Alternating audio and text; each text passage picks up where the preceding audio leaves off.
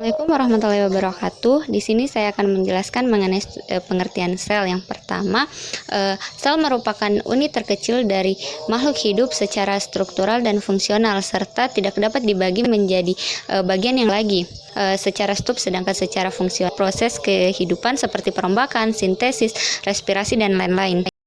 Selanjutnya kita masuk ke struktur sel, terbagi menjadi tiga. Yang pertama membran sel, yang kedua sitoplasma, dan yang ketiga organel sel. Berdasarkan strukturnya terbagi menjadi sel prokariotik dan eukariotik. Yang sel prokariotik itu tidak memiliki membran inti, tidak memiliki sistem endomembran, dan hanya terdapat pada kingdom Archaebacteria dan bakteria. Sedangkan sel eukariotik memiliki membran inti, memiliki sistem endomembran, dan terkindom protista mimali. Selanjutnya terdapat dua jenis sel yang termasuk ke dalam sel eukariotik, yaitu sel hewan yang memiliki dinding sel plastida dan vakuola, memiliki bentuk yang tetap, tidak memiliki sentrosom dan sentriol, serta tidak memiliki flagel. Sedangkan pada sel hewan tidak memiliki sel dinding dan plastida, memiliki vakuola namun ukurannya tidak besar.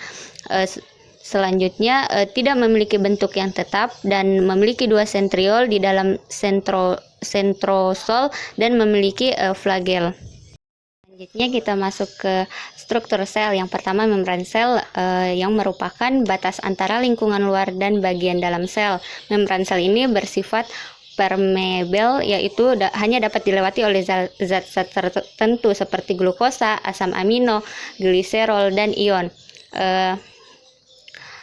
Adapun fungsi dari membran sel ini sebagai reseptor melindungi isi sel agar tidak keluar dari sel, mengatur molekul dalam keluar masuk sel, dan proses terjadinya biokimia, contohnya reaksi oksidasi dan respirasi.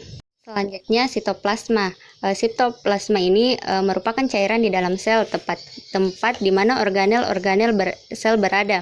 Adapun komponen penyusunnya itu cairan seperti gel, substansi simpanan dalam sitoplasma, organel sel, dan kerangka sel yang tersusun dari tiga jenis serabut, yaitu mikrofilame, mikrotubulus, dan filame intermedia. Nah, selanjutnya adalah organel sel. Yang pertama itu nukleus atau inti sel, yaitu berfungsi sebagai pengendali kegiatan sel. Terletak di bagian tengah sel yang berbentuk bulat atau oval. Berdasarkan jumlah nukleus terdapat dibedakan menjadi tiga, yaitu sel monokleat atau berinti tunggal, contohnya sel tumbuhan dan sel hewan. Yang kedua sel binukleat, inti ganda, yang ketiga sel multinuklear atau inti banyak. Fungsi nukleus itu juga membran selaput inti yang berfungsi untuk memisahkan nukleoplasma dan sitoplasma, dan nukleoplasma yang merupakan cairan inti yang bersifat transparan dan semilosit atau kental. Yang ketiga nukelolus atau anak inti yang tersusun dari fosprotein, ostofat, DNA, dan enzim. Selanjutnya adalah ribosom. Ribosom ini merupakan organel terkecil di dalam sitoplasma.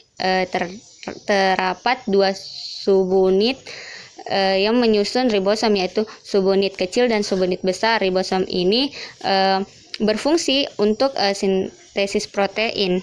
Retikulum halus yang berada di permukaan tidak diselimuti oleh ribosom, yang berfungsi untuk mensintesis lemak dan kolesterol, transportasi molekul-molekul dari bagian sel yang satu ke bagian sel yang lainnya. Sedangkan pada retikulum endoplasma kasar itu permukaannya itu diselimuti oleh ribosom dan berfungsi untuk menampung protein yang disintesis oleh ribosom untuk disalurkan ke badan Golgi.